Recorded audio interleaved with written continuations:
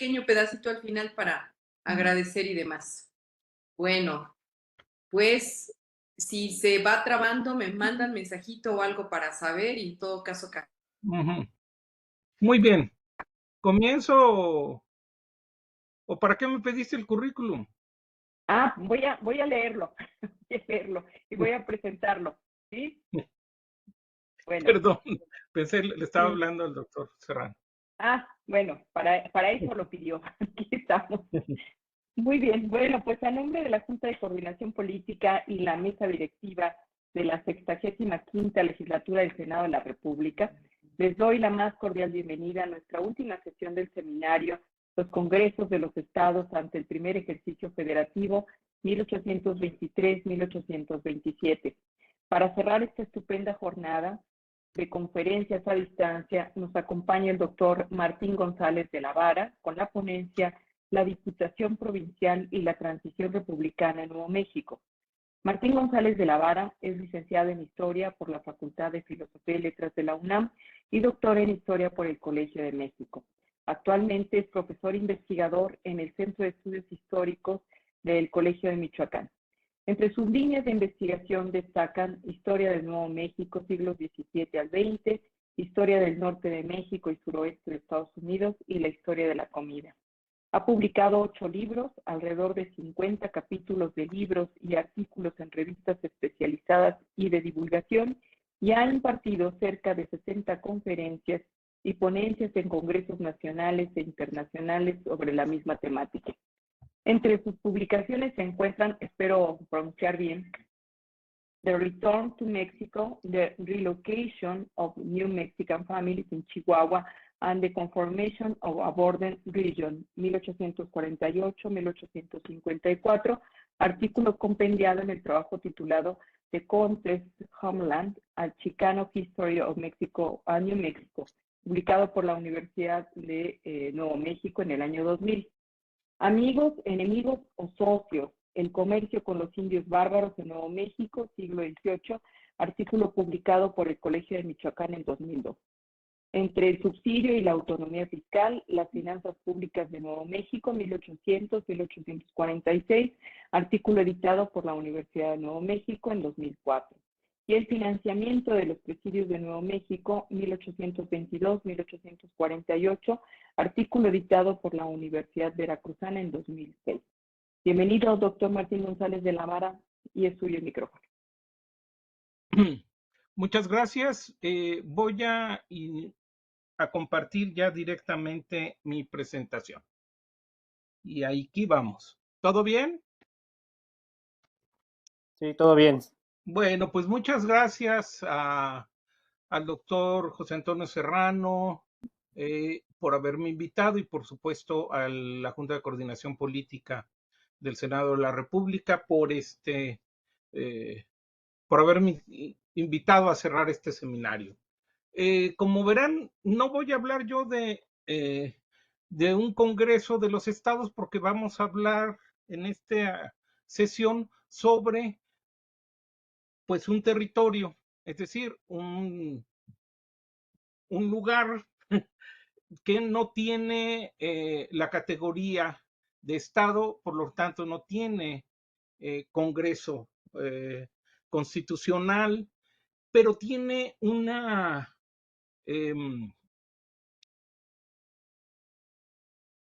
institución que sirve más o menos de Congreso y pues que tiene una utilidad práctica, aunque es una institución que no está en la ley, claramente. Bueno, está en una ley que no se debería de aplicar, pero digamos, es una institución que sirve para el tránsito de una provincia novohispana a un territorio mexicano. Entonces estamos hablando de Nuevo México. Nuevo México es una provincia fundada a finales del siglo XVI, principios del XVII, y desde entonces tiene una jurisdicción clara, es decir, tiene un gobernador, etcétera. No se confunde con ninguna otra provincia o jurisdicción novohispana. Como ustedes saben, es el extremo norte del norte central de la Nueva España. Ahí está un mapa, más o menos sabemos que Nuevo México tiene esa configuración de que sigue al río Bravo o Grande del Norte como pues, su eje principal de poblamiento. Es como una serpentilla. Para principios del siglo XIX hay un cierto traslape de jurisdicciones sobre el territorio de Nuevo México. Está la provincia de Nuevo México, pero se le van sobreponiendo instituciones que están en territorio de Nuevo Mexicano, pero que no pertenecen a Nuevo México. Bueno, por ejemplo, está la Comandancia General de las Provincias Internas, que esta se sobrepone sobre el septentrión hispano y se inserta Nuevo México como una de las llamadas comandancias principales, así se llamaban, y es el gobernador de Nuevo México, es generalmente el capitán del presidio y es, digamos, un representante del comandante. Así como el gobernador de Nuevo México es el encargado de todo, es subdelegado de Real Hacienda, es subdelegado de la Inquisición. O sea, este personaje, el gobernador, tiene todas las jurisdicciones en sí. ¿Por qué? Porque estamos hablando de una provincia poco poblada. Estamos hablando que para 1820 tendría alrededor de 45,000 habitantes. O sea, nada. Digo, comparado con las poblaciones que hay en el resto del virreinato, es muy poco. Comparable, sí, con Texas, comparable con Sonora, comparable con las Californias. Es otro tipo de poblamiento. En fin, pero también se sobreponen jurisdicciones de otro tipo.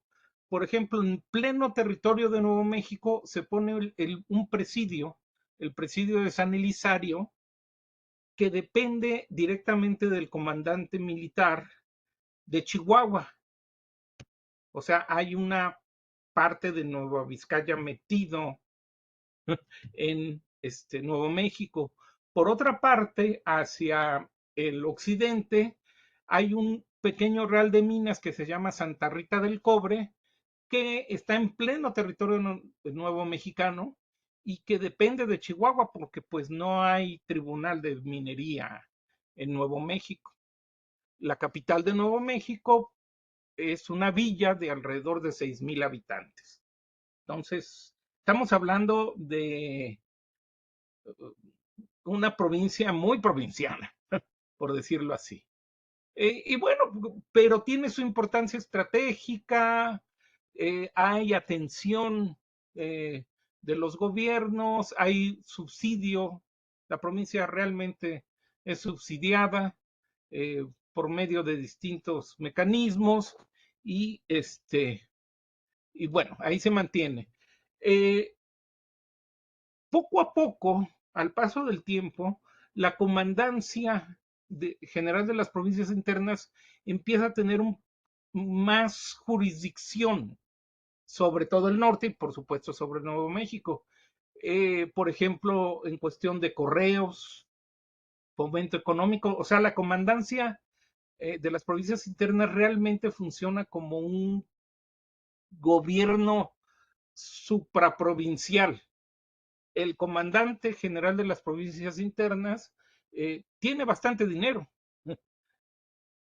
tiene un enorme territorio que cubrir y empieza a tener bastante influencia política en todo el norte. Para el caso de Nuevo México, digamos, el gobernador de Nuevo México queda, aunque no en lo político, pero sí en lo económico, militar, un tanto detrás del del comandante general de las provincias internas, que como ustedes saben se divide, pero para el caso de Nuevo México depende un poco de, de la ciudad de Chihuahua, vamos a decir, o de donde esté el comandante, que generalmente su sede principal.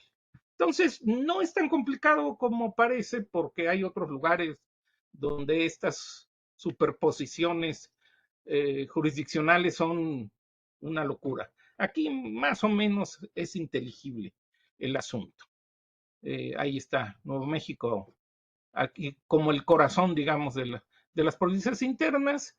Y bueno, este es cuando, para los hechos que voy a relatar, las provincias internas están divididas en dos, las de Occidente y las de Oriente, y Nuevo México va a estar en la parte occidental junto con la Nueva Vizcaya, Sonora, Sinaloa y las Californias. Ok, bueno, como ustedes saben, cuando comienza el movimiento gaditano, pues hay un run run en todo en, pues en todo el imperio español.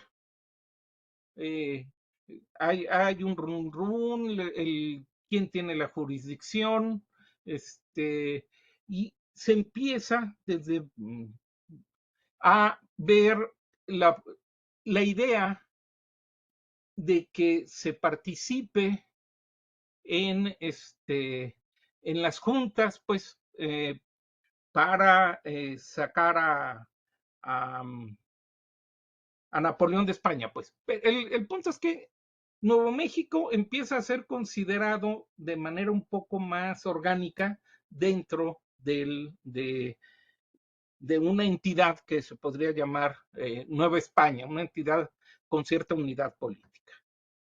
De hecho, bueno, comienza la guerra de independencia. En Nuevo México no vamos a encontrar nada, ninguna rebelión, nada de nada de nada.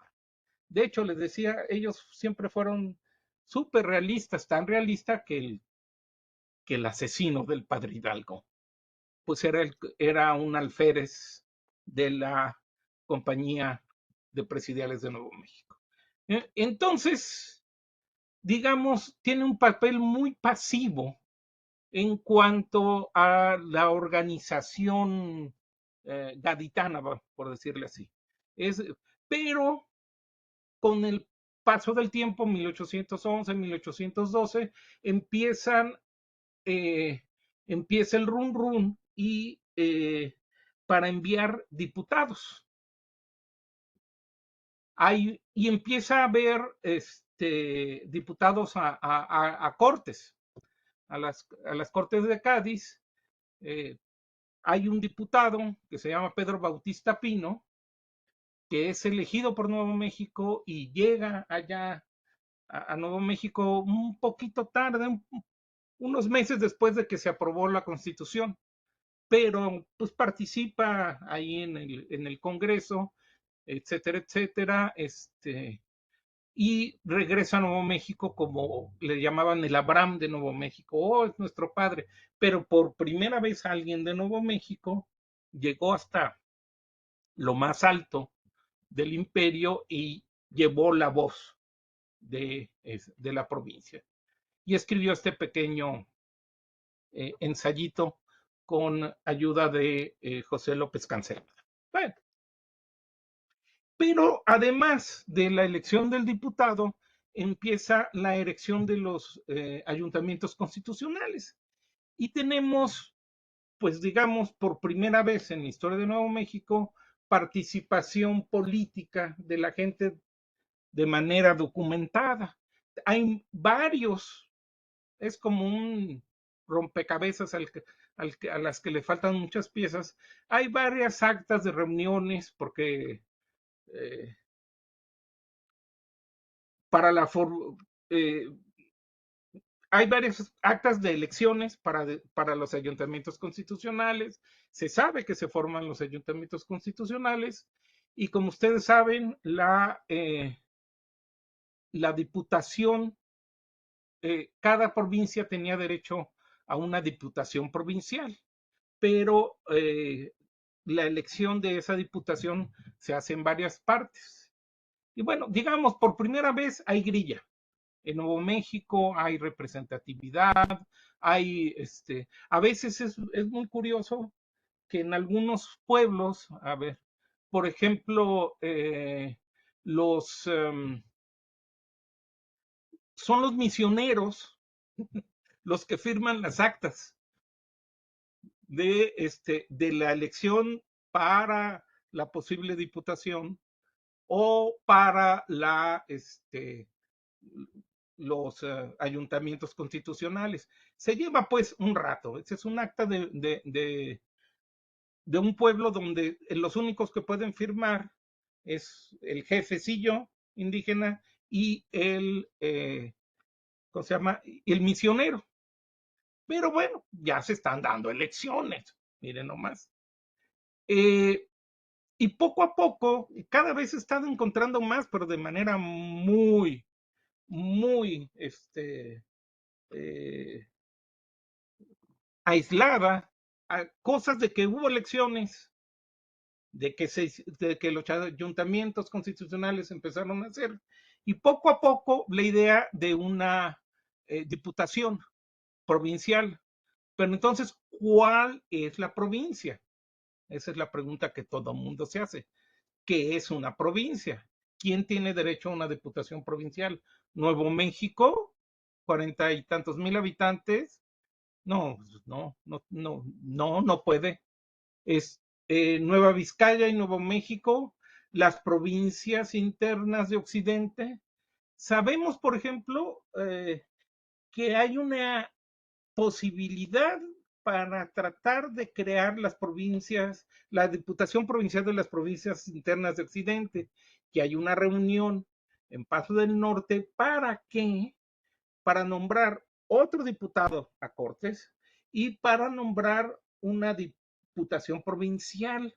Pero imagínense una diputación provincial de Nueva Vizcaya, Sonora, Sinaloa, las dos Californias,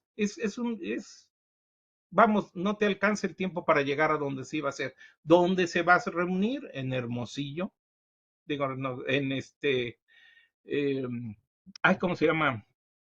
En Ures, perdón, en Durango, no en lo que llega el de California a Durango o al revés. En fin, eh, se trató de formar, se nombraron vocales de por parte de Nuevo México. Recuérdense que Paso del Norte, donde se hace esta reunión, era parte de Nuevo México, pero nunca se reunió, al parecer, esta diputación provincial de las provincias internas de Occidente. Hay otros datos igualmente fragmentarios en las otras, en Nueva Vizcaya, etcétera. En Nueva Vizcaya, Sonora, etcétera. Bueno, pero pues llega el sexenio absolutista y se acaba con esta cosa. Bueno, tenemos entonces que más o menos hasta 1814-15 funcionaron. Acuérdense que nosotros vamos muy retrasados en Nuevo México con respecto a lo que pasa en el resto de Nueva España. Funcionaron los ayuntamientos. Y bueno, ustedes saben, se reinstala la Constitución de Cádiz y entonces empieza una nueva época de reformulación constitucional. Es decir, vamos a formar nuevamente los ayuntamientos, vamos a mandar un diputado a Cortes y no sabemos si vamos a hacer o no una diputación provincial. Cuando empieza el run run en Nuevo México de la restauración de Cádiz, pues ya es 1821 y están pues ya la independencia huele en el aire. La independencia de la Nueva España se intuye. Aún así, la gente de Nuevo México La gente de Nueva Vizcaya es muy realista en realidad. Entonces, se nombra diputado a, a Cortes nuevamente a Pedro Bautista Pino, pero en septiembre de 1821 llega a Veracruz y ya se regresa. Eh, y, nos, ¿Y qué va? Y entonces los ayuntamientos se empiezan a reformular poco a poco, como ya tenían antes la experiencia. Y la diputación, ¿qué? Porque estamos en un momento en el que está la independencia en el aire, eh, pero tienen la obligación de consolidar la diputación. Y poco a poco, pues, estos son poco a poco se empiezan a crear así, rapidísimo, diputaciones provinciales. Entonces se crea la Diputación Provincial de las provincias internas de Occidente, pero que en realidad no alcanza, Sonora y Sinaloa no alcanzan a participar, pero en esa participa un delegado de Nuevo México durante 1821 y parte de 1822. Al mismo tiempo, se llama Lorenzo Gutiérrez, al mismo tiempo de que se elige un diputado a esta diputación provincial, se da pues la idea de que se van a separar las provincias internas de Occidente. Entonces, ya vimos un poco en la sesión anterior el jaleo entre Durango y Chihuahua por si se unen o se separan. En este caso, Chihuahua quiere hacer su propia diputación provincial, Durango ya la tiene, y Chihuahua dice que Nuevo México también debería tener su propia diputación. Sea como sea, sabemos que a principios de enero de 1822, cuando ya se sabe de la independencia, las noticias llegan a Nuevo México cuando más rápido, un mes más tarde. Entonces ya se sabía en octubre que México era independiente, pero tanto el comandante general de las provincias internas como el gobernador de Nuevo México no movían un dedo sin eh, para reconocer, hasta que fueron de los últimos lugares que reconocieron la independencia. De hecho, el 5 de enero de 1822 se reconoció la independencia en Nuevo México y luego entonces empiezan a formar su diputación provincial. O sea, raro, ¿no? O sea, ¿por qué? ¿Cómo? Como una diputación provincial. Se estaban formando diputaciones provinciales por todas partes. Y comienza la organización de la diputación provincial en un marco jurídico incierto, vamos a decir así, y se empieza a formar el día 15 de abril de 1822. Se forma, se integra y empieza a trabajar, digo, la segunda, y empiezan a trabajar, al día siguiente comienza, se formó el 14, esta es la sesión 2, y comienzan a trabajar y lo primero que se dan, que es muy obvio, es que no hay base jurídica real para crear una diputación provincial, digamos, tan extemporánea, pero pues ya está trabajando la de Durango también. No sé, yo todavía no sé si la Diputación Provincial de Chihuahua llegó a trabajar, llegó a formularse, pero bueno, empezó a trabajar acá en Nuevo México, según, como dice en bueno, siguiendo las leyes de Cádiz. Ustedes saben, entre 1822 y 24 hay una serie de reorganización territorial en el norte mexicano ya, y hay el acta constitucional de 1824 prevía la creación del Estado interno del norte, del Estado de Sonora y Chihuahua y el Estado interno de Oriente. Durante algunos meses, los nuevomexicanos pensaron que eran parte del Estado interno de Oriente, trataron de enviar, o sea, trataron de integrarse porque se esperaba una diputación o un congreso del Estado interno del norte, y no, y en realidad nunca funcionó. Por ejemplo, aquí tenemos un sello, por decirlo así, de las actas, como diciendo, sí, Nuevo México está dentro del Estado interno del norte. Allí está la Aguilita y los, ¿cómo se llama? Y los tres, Durango, Chihuahua y Nuevo México, ¿no? Y bueno, o sea, pero la lógica es que si existe el Estado interno del norte, pues no puede existir una diputación provincial de Nuevo México, ¿verdad? Bueno, y entonces, pero pues empieza igual en este marasmo, bueno, caos administrativo, empiezan a funcionando como dicen digamos, la Constitución de Cádiz. Ya, bueno, ya aquí está el famoso, el artículo 310, qué es lo que puede hacer las diputaciones provinciales, y empiezan a trabajar de inmediato en todo, en estas cosas que les dice la Constitución de Cádiz. Hay que hacer un breviario estadístico. Bueno, pues hacen una comisión, hay que hacer escuelas, hacen una comisión, pero también hay otras cosas que empiezan a pasar en las que participa. ¿Por qué?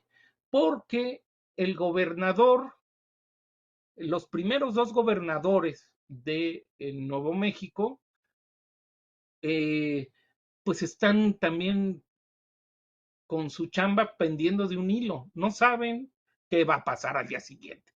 No saben si va a llegar alguien de la Ciudad de México diciendo, quítate, ahora estoy yo. No saben, llegan noticias atrasadas y confusas. Y entonces los gobernadores se apoyan para cualquier cosa en la Diputación Provincial. La Diputación Provincial es presidida por el gobernador o jefe político, más bien, perdón, jefe político de Nuevo México, y él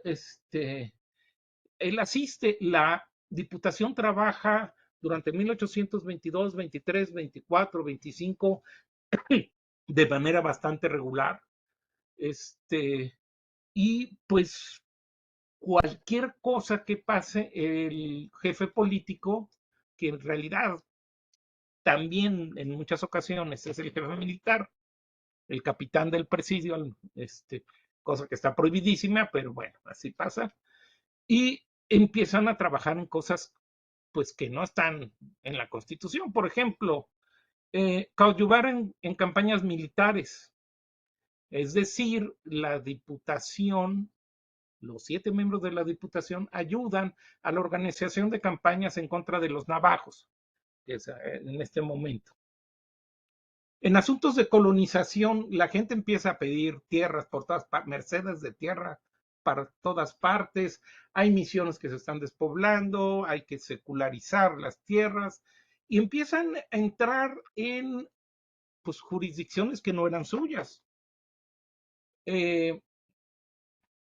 Por ejemplo, en la parte, pues, digo, no está en la Constitución de Cádiz, no está en ningún ordenamiento mexicano, es qué vamos a hacer en caso de campaña contra los indios bárbaros. Bueno, después se forma una comisión para hacer un reglamento de campañas, y que funciona, curiosamente, un reglamento que dice cómo se debe organizar cada milicia, muy importante, quién se va a llevar qué tanto del botín, porque ese era el pago a la gente que iba a las campañas, en fin, empiezan a... Llega un momento en que el segundo jefe político de Nuevo México eh, quiere renunciar porque él apoyó siempre a Iturbide. Y entonces al ganar el plan de Casamata, llega nada más el 3 de junio de 1823, llega la noticia y él dice, voy a renunciar ante ustedes, eh, Junta Provincial. Y la Junta Provincial dice, no, no se te acepta la renuncia. O sea, ¿qué? Pues, ¿de qué se trata? O sea, ¿la Diputación puede hacer eso? Pues no, pero nadie lo puede hacer. La Diputación va a hacer lo que se pueda, digamos. Al hacer un reglamento, por ejemplo, de cómo deben funcionar las campañas, ¿está legislando? No queda claro.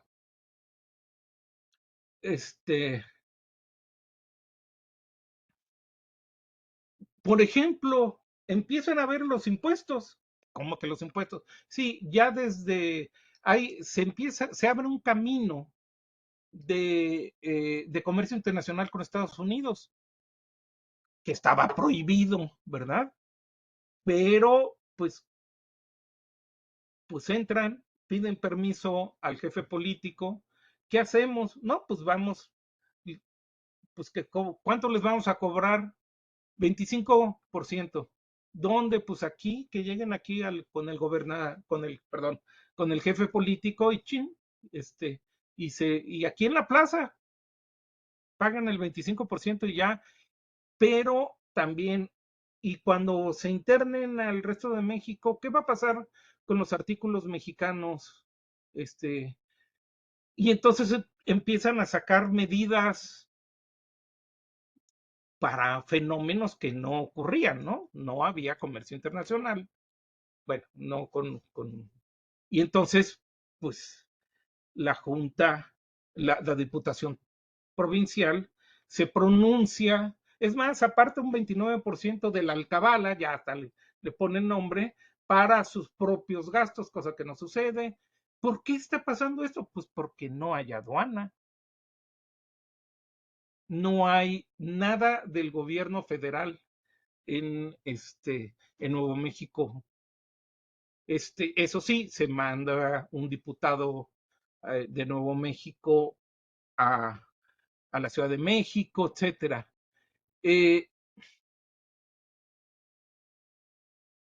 a veces, obviamente, nunca reciben dinero, entonces en ocasiones va a ser a cada cierto tiempo, suspenden las sesiones porque van a cosechar, porque es la época de esquila de pero pues ahí siguen trabajando, tienen sus 50, 60 este, eh, reuniones al año, más o menos.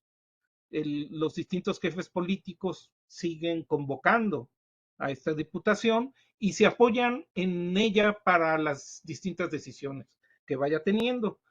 Cuando sale la Constitución, el Nuevo México es territorio y dice que va a haber un reglamento de territorios que nunca se hizo. Por lo tanto, ¿cuál es la Constitución de Nuevo México como territorio? No se sabe, no se queda.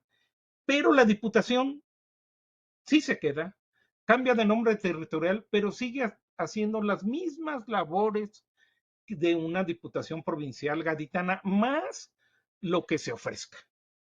Poco a poco van, más o menos a partir de 1825-26, se empiezan a establecer las primeras instituciones mexicanas, digamos, en Nuevo México, básicamente la aduana.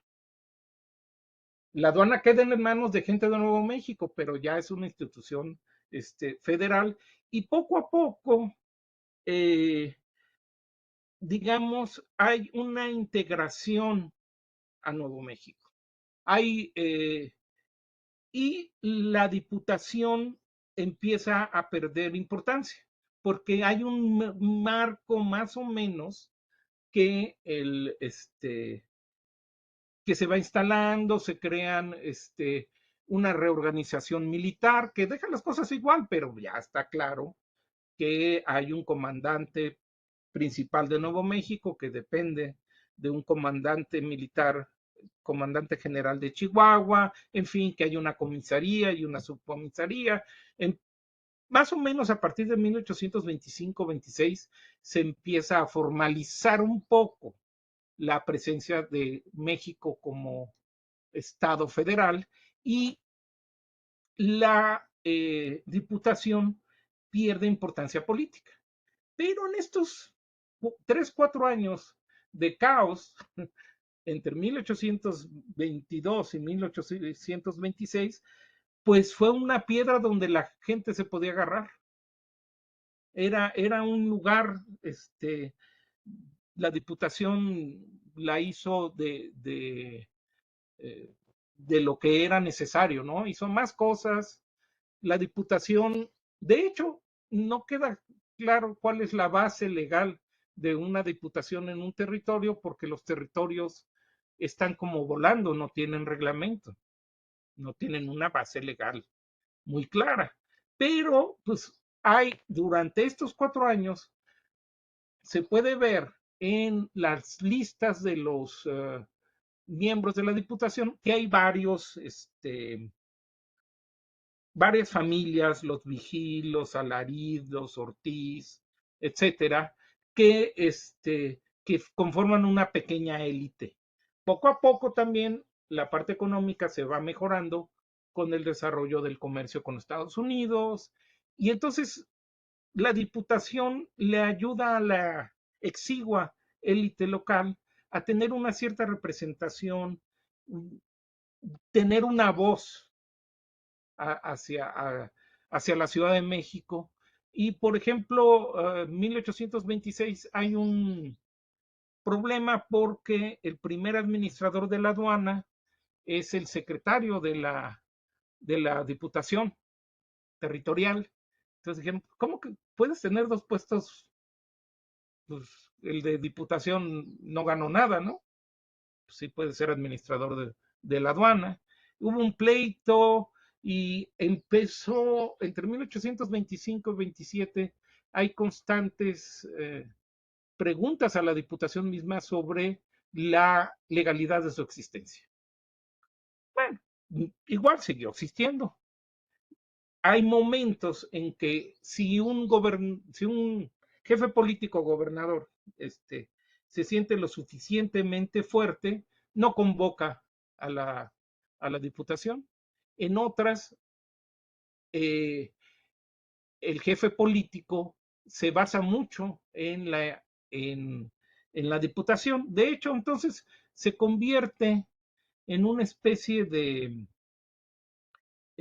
pues sí, un asidero, en un momento donde eh, la base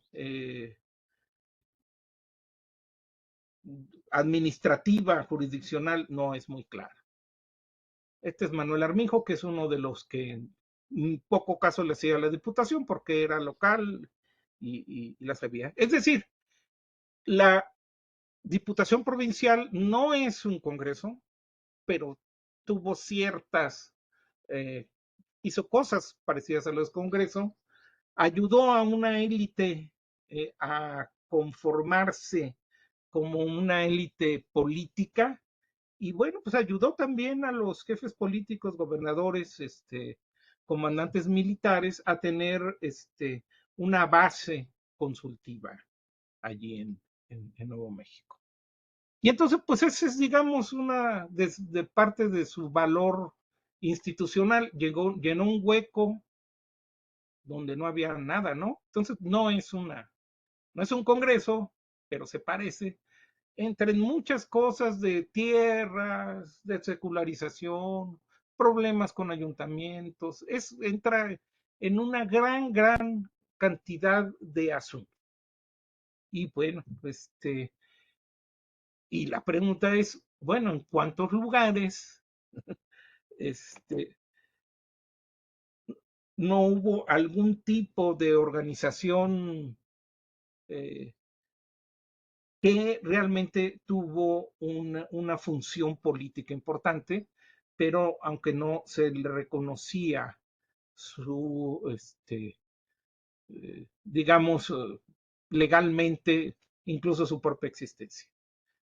Entonces, pues tenemos las Californias, tenemos varios lugares donde sabemos que por algún momento existieron diputaciones provinciales y luego no sabemos. La Diputación Provincial de Nuevo México eh, es, incluso se convierte en un gobierno de Nuevo México clandestino a a principios de 1847, cuando Estados Unidos invade Nuevo México, la Diputación, que entonces es otra vez Diputación Territorial, es un gobierno clandestino. Se reúnen las mismas personas, hacen, y bueno, es otra cosa. Es decir, va teniendo su utilidad. Después va a ser asamblea departamental y luego otra vez diputación territorial. Pero es más o menos la misma institución desde Cádiz. Entonces es una anomalía, pero pues, que existe y que todo el mundo consienta que exista, porque es útil. Y así es. Muchas gracias. No, al contrario, muchas gracias, Martín. Pues muy interesante de nueva cuenta cómo vamos cerrando y vamos a cerrar este ciclo de conferencias, pues con una anomalía efectivamente muy eficaz. Y yo es lo que hemos destacado mucho en este seminario, cómo existen distintos, les gusta mucho a los politólogos decir arreglos institucionales, ¿no? Cómo existen maneras diferenciadas en este México, pues muy extenso, de tratar de buscar, pues, cómo relacionar nuevas instituciones y en ese sentido soberanías, pueblos, ayuntamientos y las élites locales, ¿no? Y además, cómo está relacionado con, en el caso de Nuevo México, pues un lugar, y ahí va una primera pregunta a Martín, los norteños, ¿no? Ya vimos con Gustavo cómo sí se crean congresos, pero en el caso de Nuevo México, en el caso de Tlaxcala y no me acuerdo dónde más, pues que también son territorios, se constituyen, pero la Diputación Provincial. En este caso, mi pregunta es, ¿qué tanto, si hubo tensión o no? Tú lo señalabas, pero me gustaría decirlo con los comandantes militares. Y la otra pregunta con los indígenas también. ¿Qué tanto sirvió o no? Tú te fuiste hasta 47, pero digamos, no nos vayamos hasta allá, sino los dos temas. Y bueno, abro inmediatamente el micrófono si alguien más quiere participar, con todo gusto. Ya tenemos aquí varios chats. Te mandan a saludar mucho. Felicidades, Martín. Muy interesante la historia de las decisiones de políticas de Nuevo México. Pero si quieres empezamos con esta, Martín, sí, de la relación y la otra, la relación con México mismo, o capaz que ni los pelaron, no los tomaron mucho en cuenta desde la Ciudad de México. Si hay otra pregunta, adelante, la quieren hacer. No los veo completo, así que abran su micrófono solamente. Está Eduardo y Viridiana Sí. Rodríguez. Perfecto. Yo me espero a que Carmen, responda, doctor, Carmen. y ahorita hago mi pregunta. Sí, de acuerdo. Entonces, mira, lo de la relación con los indígenas tiene dos acepciones en Nuevo México. Una es con los indios pueblos y otra es con los indios bárbaros, porque así les llamaban. Con los indios pueblos, pues los indios pueblos forman ayuntamientos. Entonces tienen relación constante con los indios pueblos, verifican las elecciones, reciben quejas del misionero o de que no hay misionero, de que los colonos quieren las tierras de una misión que ya prácticamente no existe. Sí están al pendiente como de los indios pueblos, de las comunidades, porque cada comunidad, está muy clarito, tiene su ayuntamiento.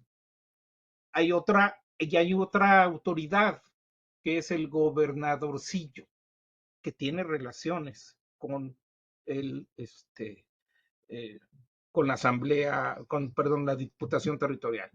Y ayuda a uno de los esfuerzos importantes que es la defensa ante los llamados indios bárbaros. Y ahí sí, pues es una tarea generalizada, ¿no? Entonces, por ejemplo, sobre todo hay, a partir de 1818 hay una serie de hostilidades de los navajos y se hacen campañas estacionales en contra de los navajos. Son campañas que requieren mucha organización porque llevan mucha gente al frente. Hay campañas que llevan 4,000 milicianos, que es el 10% de la población. Se va de campaña, entonces organizar eso requiere de todas las instituciones y entonces se ponen de acuerdo los miembros de digamos, la diputación forma parte de esa organización de como las campañas.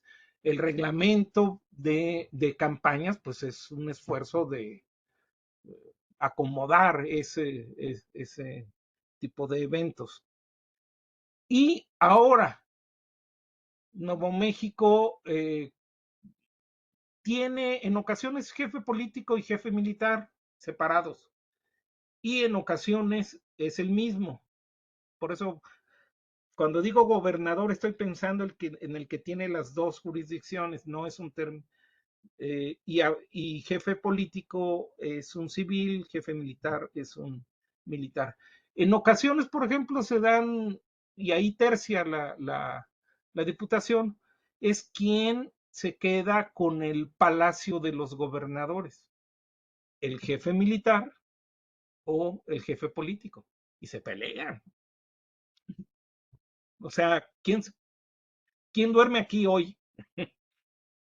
Y generalmente es el jefe militar porque es fuereño y el jefe político tiene casa, pero el jefe político tiene derecho a dormir ahí también, digamos, a ocupar ese espacio.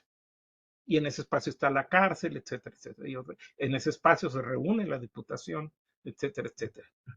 Estamos hablando de una provincia pequeña, digo, no pobre, relativamente pobre, pero ahí está, la diputación está en medio, le llegan a la diputación estas disputas, entonces siempre está ahí para cualquier cosa. De hecho, hay momentos en que hay un alzamiento popular en 1836 y la gente ve a la diputación como parte del gobierno al que están combatiendo y matan a varios de sus miembros.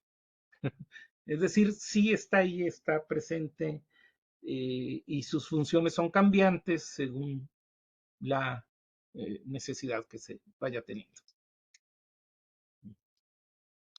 Adelante, si hay, Eduardo, por favor. Sí. No, pues primero que nada, pues muchas felicidades, doctor. Fue un placer escucharlo.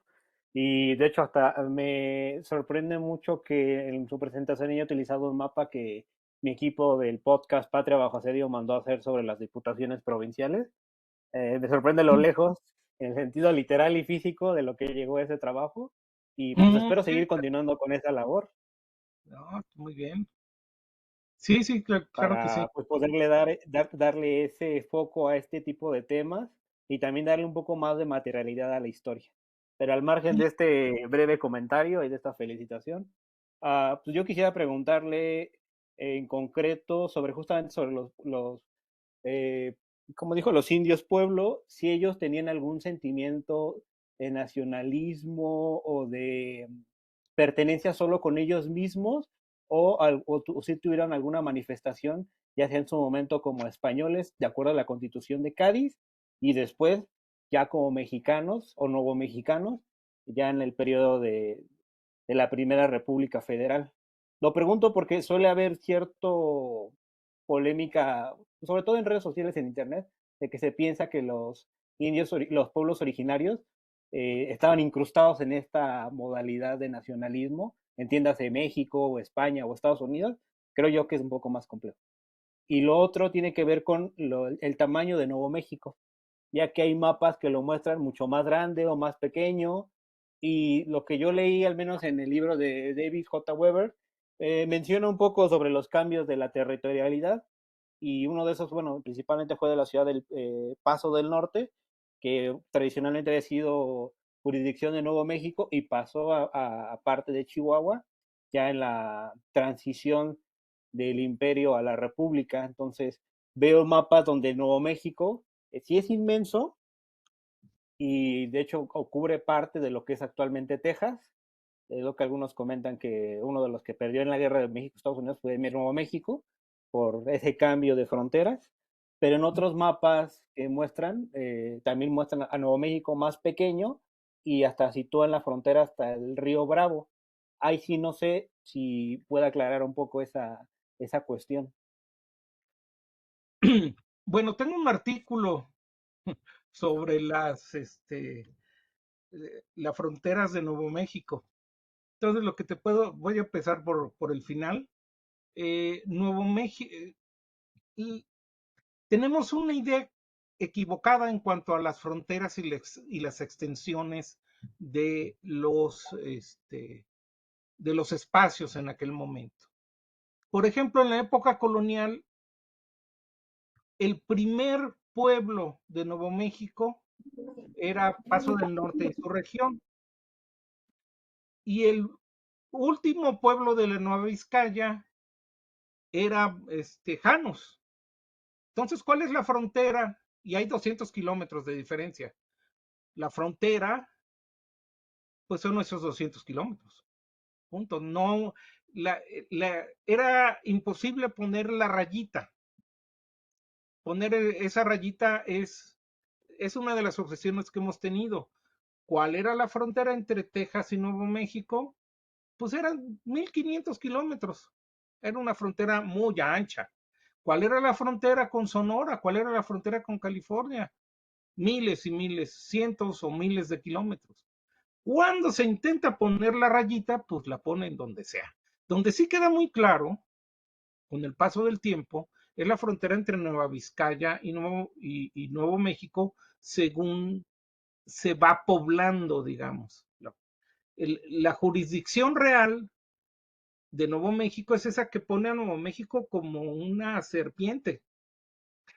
Eso es donde realmente, eso es el Nuevo México.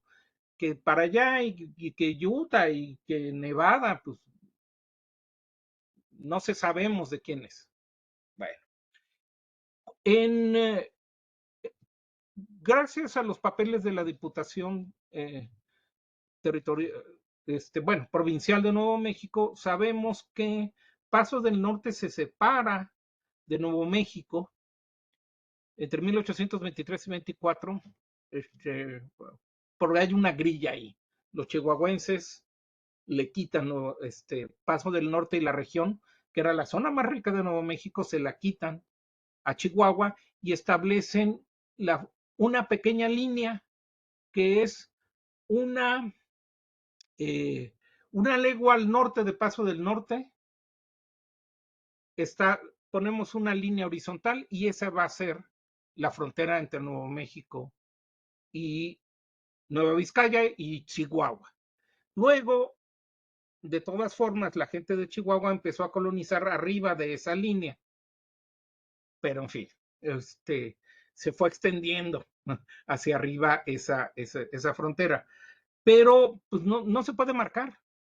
Cuando uno ve los mapas que se usan mucho de O'Gorman, pues es pura fantasía, no se sabe.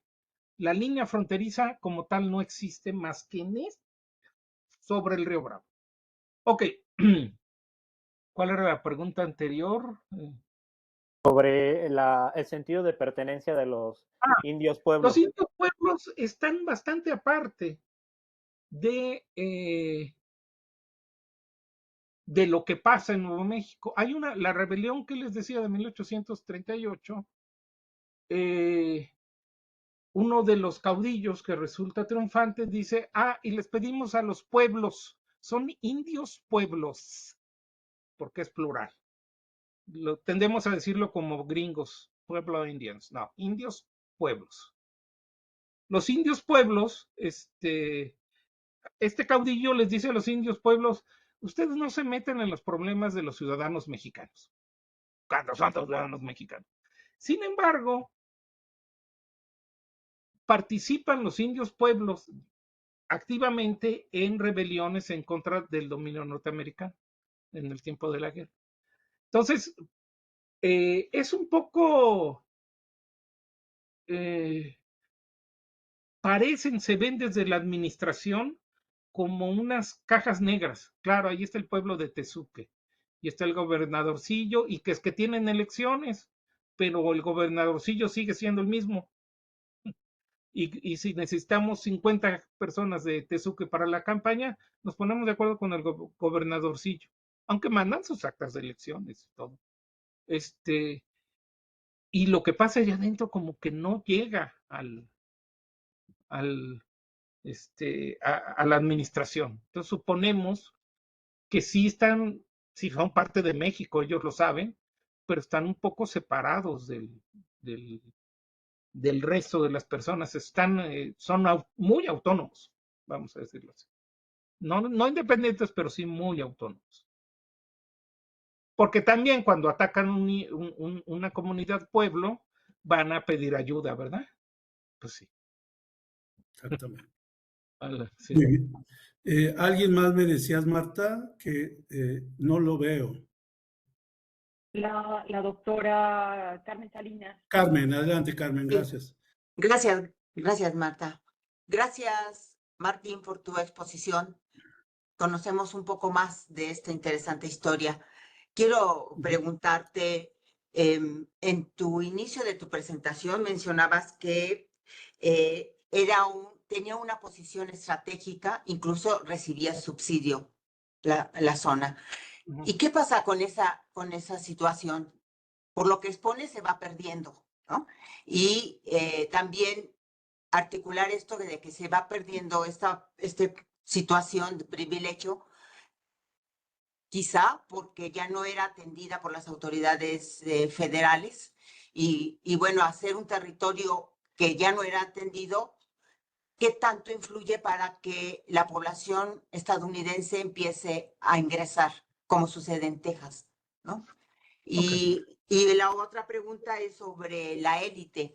La élite nada más estaba concentrada entre los que eran elegidos para la diputación provincial o llegaban de la milicia, llegaban de los misioneros, llegaban de ayuntamientos o nada más exclusivamente de los que formaban esa élite privilegiada de la diputación provincial. Gracias, Martín. Bueno, de nada. Mira, Nuevo México recibía un subsidio en la época colonial a través del pago de los soldados y de los misioneros. Es decir, los sínodos más los salarios civiles y militares inyectaban a Nuevo México 60,000 pesotes al año. Bueno, pero algo es algo. Y Nuevo México tiene un déficit de su comercio con Nueva España de 60,000 pesos al año. Es decir, que eso no es un subsidio directo, pero sí es un subsidio. Bueno, ese subsidio falla en ocasiones y ahí más o menos se lo van acomodando. Hacia 1824 el subsidio empieza a fallar completa y absolutamente. Ya no llega el gasto militar, el sueldo de los soldados, el sueldo de nadie. Pero se abre la aduana. Pero la aduana empieza a recabar dinero poco a poco porque el comercio de Santa Fe, que se llama, empieza a crecer, se desarrolla una economía comercial alrededor de él, y para 1830 Nuevo México la subcomisaría de Nuevo México, o sea, la aduana de Nuevo México, recibe más dinero que el estado de Chihuahua. El estado de Chihuahua, con el triple de población, con mucho más recursos, recibe menos dinero que Nuevo México. Nuevo México debería entregar ese recurso, porque es una aduana internacional, pero no lo entregaban. Es decir, lo que llegaba para los salarios de los militares y de los civiles, del gobernador, y a ver si quedaba para algo más. Pero básicamente, pero había dinero. En 1831, ustedes saben, en Chihuahua, el gobierno del estado ya no puede pagar los subsidios a los indios apaches, los establecimientos de paz. O sea, están mucho más famosa. Con el paso del tiempo, la aduana de Nuevo México llega a recolectar a más de 120,000 pesos anuales. Ajá. Ajá. Entonces, ahí sí hay lana. Muchos cuerpos militares se van a Nuevo México, chiquitos, y se quedan allá, porque ahí hay paga. Ahí se les paga. De hecho, ahí pasan cosas que no pasan en otros lugares, como el reforzamiento del sistema presidial. Para 1846, Nuevo México tiene 3 presidios, mientras que para Nuevo México tiene alrededor de 500 soldados. Y en la época colonial, en su auge, tenía 120 soldados. Es decir, pasan cosas distintas a lo que pasa. ¿Por qué? Porque la aduana queda en manos de Nuevo México. Hay luego unos intercambios, pero es otra historia. Y bueno, con el comercio, ¿quién es la élite? La élite son, pues antes no había comercio. La élite son ganaderos que se meten de comerciantes. Y esos ganaderos van ganando poder, van ganando dinero. Hay un momento en 1838 que los chihuahuenses y mexicanos controlan el 80% del valor del comercio de Santa Fe. O sea, no está en manos de gringos, está en manos de los dos. Entonces, sí, ya esa élite ahí de ganaderos, Pedro Bautista Pino, los Pino, ya se vuelven riquillos. Ahora sí, ya. Ahora, ¿quiénes participan en las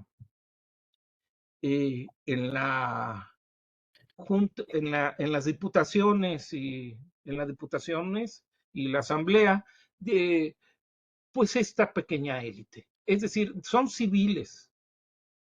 No hay militares, nunca. No hay religiosos. Recuerden, es una diputación que tiene 7, 8 o 9 miembros. No es nada más. Es gente de Santa Fe. Hay algunos religiosos, no misioneros, seculares. De pronto sí hay. Tienen importancia. Y son de la ciudad de Santa Fe, de Alburquerque y de Taos, más o menos. Son esas 3 villas, digamos, las que conforman el núcleo. Y sí, son efectivamente los riquillos de Nuevo México. ¿Qué quiero decir con quién es un riquillo? Bueno, es alguien que maneja 40,000 pesos en el comercio. Sí, sí, ya es algo, ¿no? Sí, ya. Es decir, el comercio de Santa Fe es un detonador ¡fum! Que le funciona a Nuevo México, pero no le funciona a Chihuahua. Muy bien, Martín. Otra pregunta. A mí me gustaría, de todos modos, Martín, insistir en esta pregunta de Carmen sobre la relación entre el gobierno, ahora sí, nacional y Nuevo México. Ya lo hemos platicado tú y yo mucho. Realmente no hay un interés geoestratégico, pero bueno, sí me gustaría si lo puedes ampliar, por favor. Sí, mira, el interés geoestratégico, sí es importante porque es una provincia amenazada desde el siglo XVIII. Obviamente, pero el gobierno mexicano, digamos, la forma de ayudar a Nuevo México es dejarle los ingresos de la aduana. No, es una forma muy pasiva de ayudar. Obviamente, en la documentación Federal Mexicana, la gran preocupación es Texas. Texas. La gran preocupación es Texas. Y y sí, Nuevo México acompaña a Texas en esa preocupación. Ahora, no hay en Nuevo México gran inmigración norteamericana como lo hubo En Texas. en Texas. Los ricos de Nuevo México son de Nuevo México y a lo mejor hay unos de Chihuahua. Sí hay inmigración, sí hay uno o dos riquillos gringos, pero no controlan la economía de Nuevo México ni de chiste. Sí, no, no hay un sentimiento separatista en Nuevo México, ¿no? Sí, y sí hay, poco a poco, sobre todo en los años 40, hay una relación institucional cada vez más fuerte, sobre todo por las aduanas, hay una comunicación, va dinero y regresa dinero con la separación de Texas, pues Nuevo México queda más expuesto y recibe pues una cierta atención. Poco a poco se va solidificando la relación entre México y Nuevo México va creciendo, fíjate, pero bueno, pues la invasión es la invasión, ahí sí ya no se pudo hacer nada. Pero digamos, es una provincia muy mexicana, pues, parte del norte de México, con muy ligado a Chihuahua y con muchas particularidades propias. Pero sí. Muy bien. Muy bien. ¿Alguien más? Marta, no los veo, perdón. Si alguien más, nomás abra su micrófono. No, Viridiana Rodríguez hace Sí. un momento levantó mano, no sé si continúe Viridiana interesada. No, Eduardo nuevamente. Sí, nada más quería preguntarle al doctor si me puede recomendar, además de su trabajo, alguna obra o algún libro para profundizar un poco más sobre el tema de Nuevo México, sobre sobre el periodo en el que todavía se mantuvo como parte de la República Mexicana. Mira, con todo y sus salvedades, lo que hay es lo de David Weber. Eso es lo que hay, no hay. Eso lo voy a hacer yo. Yo vivo mi vida para cambiarle la narrativa a Weber, pero todavía no puedo, pues, pero sí. Weber lo que tiene es que deja muchos cabos sueltos. Sí. Y entonces, pues, de ahí, o sea, puedes pasarte tu vida diciendo, a ver, voy a cerrar este cabo que dice Weber. Sí era así, pero no tan así. Entonces, ahorita, Weber es pero no es una narración continua, clara, que debo hacer yo. Bueno, yo recomendaría mucho también uno de Martín sobre finanzas públicas. Fue de los primeritos, pero de los primeritos que hicieron algo a partir de memorias, archivo, etcétera. Es muy bueno. Es esta historia mexicana, ¿no, Martín? Con estudios, no me acuerdo. No, las finanzas públicas de Nuevo México está en New Mexico Historical Review. Esa es otra muy buena también, que habría que español, consultar. pero, Sí, está en español. Ese es muy bueno. Pues bueno, Marta, si quieres empezamos a cerrar. ¿Quieres, si me permites, hago una primera reflexión final sobre esto para ya dejarte la palabra final? Bueno, pues en primer lugar, queremos agradecer como seminario. Oye, Toño, ¿qué te perdón. parece si abren las cámaras, los que puedan abrirla para vernos? Exacto, para vernos todos. Para conocernos y vernos nuevamente. Exacto. Tienes toda Bueno, la razón. pues adelante, Toño. Adelante. Más que ahora ya no encuentro. Bueno, no, en primer lugar, realmente como seminario, pues nosotros queremos agradecerle al Senado y sobre todo a ti, Marta, realmente que tuviste esta voluntad de darnos este espacio. El espacio que consideramos, pues, especial, no me gusta hablar natural, pero un lugar idóneo, muy idóneo para reflexionar con todo lo que nos preocupa a nosotros como historiadores, porque como siempre decimos, nos interesa el pasado porque nos interesa más el presente. Y en ese sentido, este seminario tuvo como uno de sus orígenes, pues sí, hacer una reflexión sobre el origen de la vida parlamentaria de México.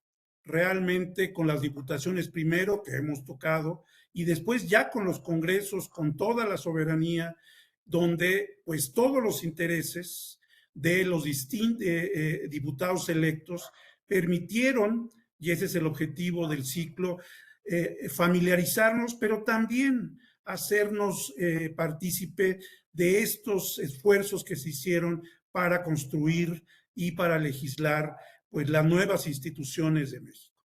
Y en ese sentido, el seminario sobre congresos, diputaciones, congresos, asambleas, juntas que tienen ese objetivo, pues como historiadores muy metidos en el presente y más después de vivir muchos de nosotros directamente la transición política, donde el Congreso, el Senado, la Cámara de Diputados y el Senado y el Congreso en general, pues se convierten en elementos centrales del actuar de los efectos a nivel general. Tienen, en pocas palabras, unas realidades muy efectivas. Se convierte el Congreso, como lo vemos actualmente, en un elemento central de la vida de incluso cotidiana, pues de cada uno de nosotros. Y en ese sentido, pues sí queremos agradecer esta posibilidad. Segundo, pues somos historiadores y nos gusta decir que los documentos son importantes como parte de una memoria y también de una reflexión. Y este ciclo de conferencias, pues estará como un documento, estas sesiones que se han grabado, Marta, colegas, pues también circulará. Y ese documento yo creo que es seguir las reflexiones sobre la vida parlamentaria, sobre los congresos, sobre también las legislaciones. Y por el otro lado, como historiadores, al menos a mí, y sé que hablo por todos, nos ha permitido también adquirir metodologías, maneras de estudiar, pues estas distintas experiencias parlamentarias que se han presentado aquí. Entonces, pues dice que no sé si Martín cierre con broche de oro, lo dudo, pero lo que sí es que todo el seminario cierra con broche de oro. Y también Martín, realmente queremos agradecerte, Marta, esta iniciativa y recupero la palabra que tú definiste al seminario, el primer ejercicio federal. Hablamos de federalismo, hablamos de centralismo, hablamos también del México desde el sur hasta el norte, hablamos también de realidades y hablamos también de posibilidades. Los historiadores lo que tenemos que hacer es, a partir de nuestros estudios, hacernos preguntas hacia el presente. No creo que sea como decían, la reina de la historia o la maestra de la historia, pero al menos nos permite pensar temas y proponerlos para nuestro presente. Pues muchas gracias, Marta, te lo agradecemos mucho y al Senado también. Gracias, Marta. No, pues al contrario, la verdad es que ha sido una secuencia realmente con una dinámica muy interesante para todos. Ha sido una dinámica, Toño, no sé, estás hablando que tienes apagado tu micrófono. Sí, lo tengo Toño, apagado. Sí, ok. Bueno, yo quiero agradecerles muchísimo a todos, de verdad a todos, esta forma tan didáctica, fácil, sencilla, para que todo el mundo podamos estar en el entendido de qué fue esa primera experiencia federativa para todas estas regiones del país, un país que se está conformando muy apenas hacia 1821 con una gran condición en contra incluso, y pues ver desde distintas realidades físicas, realidades de comercio, realidades de vecinos, de realidades de mar o de desierto, todo esto lo hemos podido reflexionar a lo largo de estas sesiones. Y bueno, pues el Senado ha sido realmente un elemento, solo de una herramienta para poder llevar este seminario a una población mucho más abierta en este presente. Sí, yo creo que la historia es interesante revisar qué pasó atrás para entender al menos el presente. No es como una bola de cristal para ver el futuro ni para no cometer los mismos errores, simplemente para entender lo que estamos viviendo día con día.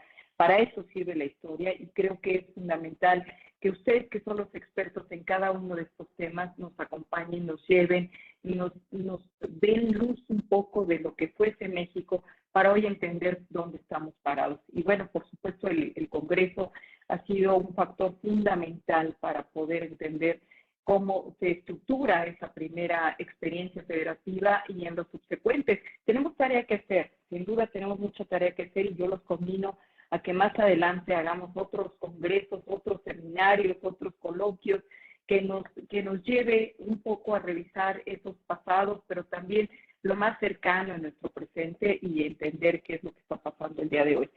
Pues bueno, yo agradezco fundamentalmente a ti, Toño, que ha sido un pilar fundamental para poder crear este seminario, para poderle dar forma, para poder llevarlo a cabo. Te agradezco infinitamente y pues nos encontramos en la vida como los historiadores solemos hacer y eso lo agradezco profundamente.